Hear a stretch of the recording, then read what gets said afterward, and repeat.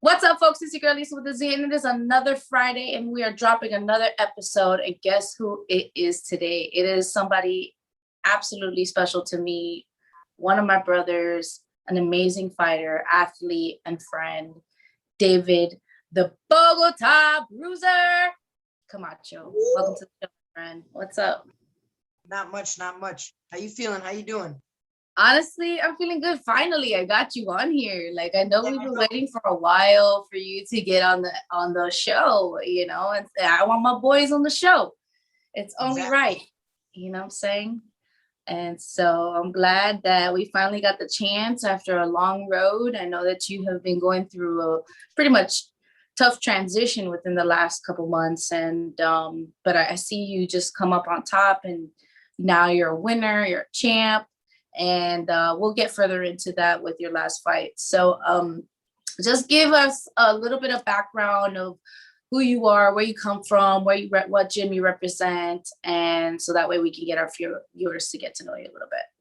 Gotcha.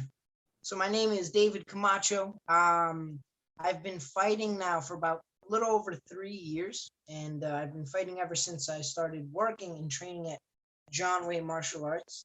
And it was through my Sifu, or my headmaster John, where I got the opportunity to compete in the first place.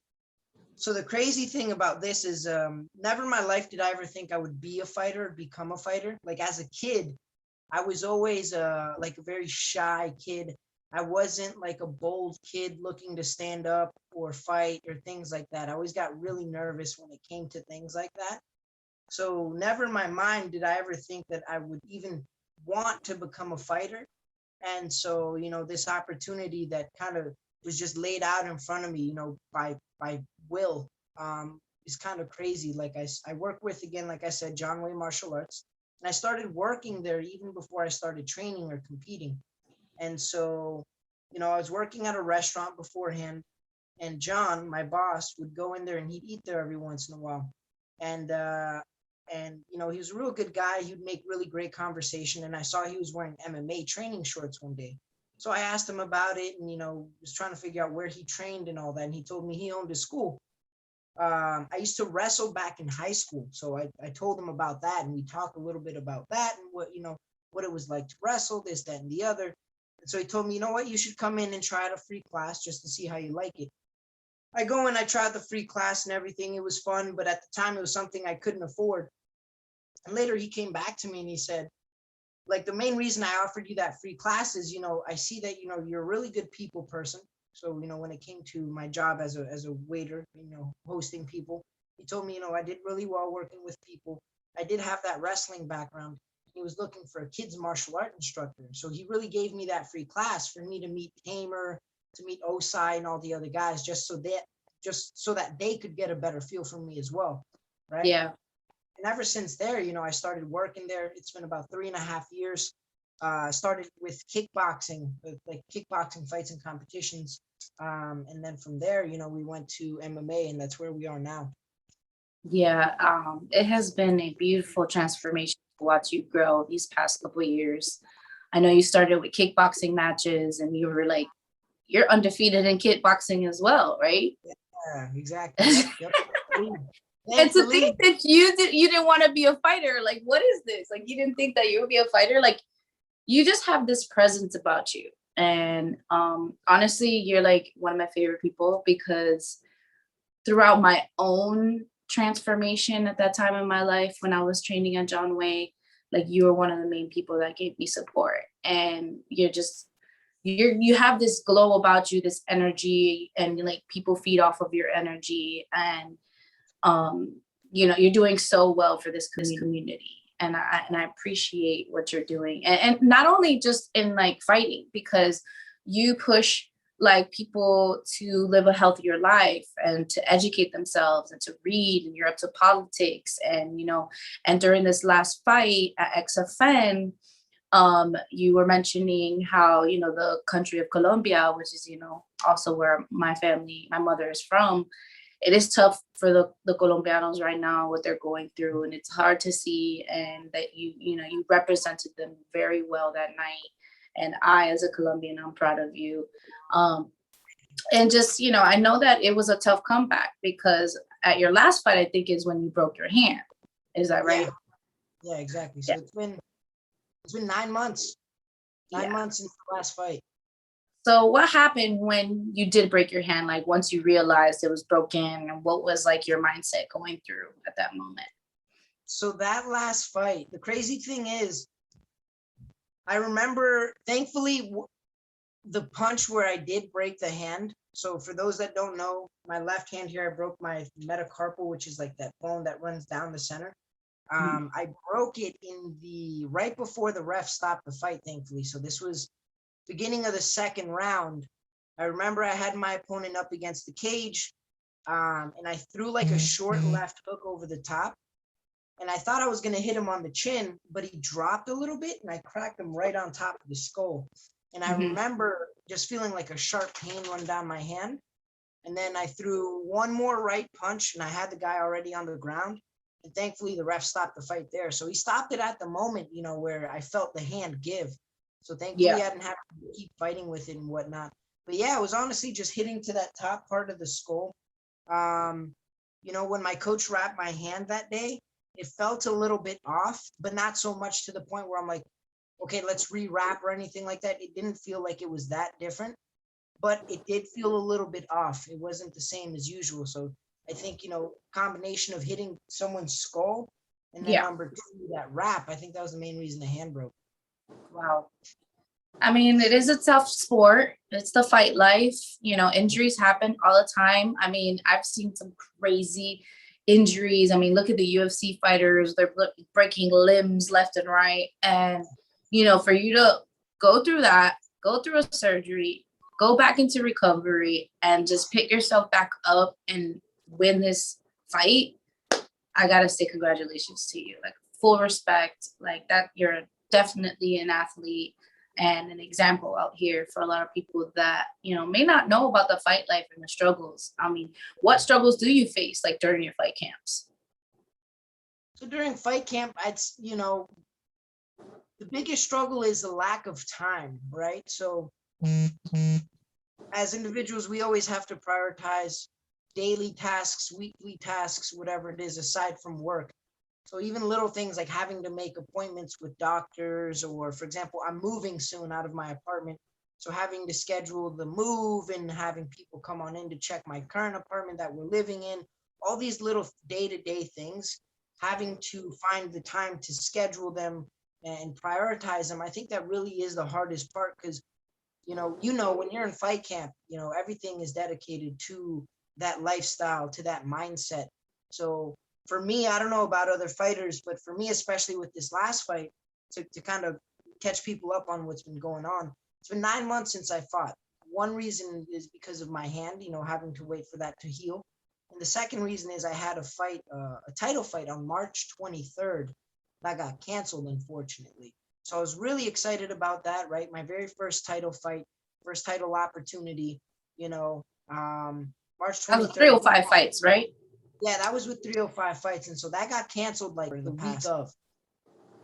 Yeah, I mean, there's so many different fight promotions that are popping up and are around, and they all are organized differently. They're all different individuals, and so everybody runs their shows differently. So I get it. I've seen all different types of shows at this point. Yeah. And XFN is definitely a great fight promotion down in South Broward or in the counties down south. And I'm looking forward to possibly coming back. Obviously, we have another card coming up with Combat Night in Broward. Finally, it's been so long since Combat Night has been back to South Florida since the Rona. So I think it would go well. I think I hope that we get to see you on that card too. So are you going to continue doing just MMA from here on out, or will you take any Muay Thai fights on? I'll definitely take Muay Thai kickboxing fights. This last fight was supposed to be a title fight at 135 for kickboxing, but my opponent dropped out, and so I'm accepting. Always looking to accept the kickboxing fight as well. Obviously the main goal is to get as many amateur MMA fights as I can. just to kind of test myself out. And that's what we're doing as amateurs. We're looking to eventually take this to the professional level. And so we want to make sure we can kind of fight almost any type of style and every type of a guy, from the physical characteristics to what they're good at. So the goal really is to face, tall, lengthy opponents, short, stocky guys, wrestlers, strikers, and just kind of get a feel for it all. But yeah, mainly looking to stay to the MMA game right now. Well, that's great to hear. You guys hear it now. Fight Promotions out there. He's looking to rack up them numbers. Well, I think there's certain things that resonate with me to keep pushing on the podcast. A lot of it is based off of, just the love that I built for the sport, beginning with John Wai Martial Arts. It was a whole transformation of who I was as not only like an individual, but as a woman and as a mom, and just as a person that was going through a metamorphosis phase. And, it was really hard to leave you guys because you guys are my home gym. I was there like every day, and like I went through many trials and tribulations, and you guys were there to support me. So me coming over here, starting over, literally, and then the Rona hit, I was just like secluded for such a long time. And during quarantine, I was just trying to figure out like, what could I do to like better myself? I knew my purpose was to always push you guys to be, noticed, to get you guys on the best cards, get you guys to, be athletes, because I know you guys are fighting to be pros eventually. And I see your hard work. I see your dedication. And if the best thing I could do is just give you guys support and shout you out and share and tag and do what I need to do so you guys get noticed, and I'm gonna do that because I believe in you guys. And I know you guys have great fighters in that gym. I saw that Arthur also won on that card as well. Both have been winning because I know he won at Vigilant as well. So maybe I'm gonna have to get him on the show soon. And so, I mean, is there anything that you have planned within the next 6 months? I mean, if there was a fight promotion that you would choose to go pro in, which one would you like, maybe top two would you choose? Right now, it's funny because I haven't even thought about it all that much. I know organizations that do pro events, like, for example, I know Combat Night as well as XFN, they'll do some pro amateur shows, things like that. And then recently, obviously, a lot of guys down here will fight for Combate, or they'll fight for Titan FC. So, right now, I haven't looked up too much into the details of who I'd like to fight for and for what reasons. But the main goal within this next 6 months is to look to get at least another 2 amateur MMA fights, hopefully from now and on, within a year's time frame. That's when I'll be looking to go pro. So really talking to my coaches and my team, seeing how many fights I can get within this next year. Depending off of all of that, within a year, we're looking to go pro with it. That's amazing news, because I'm going to be looking forward to watching your next fights. You do have a great team. I know Sifu does his best to bring the best coaches in to train with you guys, and even other fighters that are willing to train and roll and spar with you guys. So I know that there's always a plan and there's always a strategy with Sifu, and he's one of the smartest men in the mixed martial arts community here in Florida.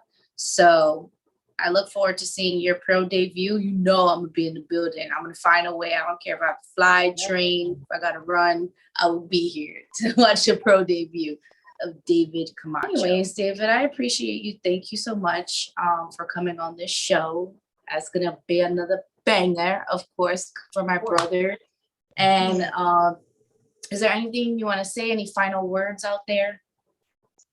Number one, I want to say how awesome of a job you've been doing with the podcast. I know I said that already, but since you've decided to pick up with this, you've been running with it, and I think it's really awesome. You've made some really great connections in the fight community here, and you're really making a name for yourself here when it comes to your podcast and everything that you've been doing. So number one, awesome job with that. Number two, as always, I want to shout out the John Wai family and everyone who's pushed us to get to this point. Obviously, my beautiful family and whatnot. Um, and that's really it. I know one thing that I've been really trying to preach lately is we live in crazy times. It's 2021. We've seen some very crazy things historically that have been going on with COVID-19. A lot of social dilemmas that have been rising up, not just within our country but around the world. So I just like to remind people, fighting is a serious sport, but nothing could be as serious as what other people are living with or going through nowadays. And so I just try to remind people, keep a positive perspective towards what we're doing in the life that we have already. And, just to keep pushing forward to make the world a better place. That really is the last thing I'd like to get out, for today. Well, David, those were amazing words. A great example of a athlete with great sportsmanship and just an overall amazing man. Thank you so much for coming on the show, folks. Thank you so much for tuning in to another episode of the Liza with the Z podcast. Make sure you subscribe, hit like, share, tag, comment, and make sure you follow David on Instagram as well. All his information will be in the description today. Have a good one, folks. Peace, people. Love you, Lisa. Thank you.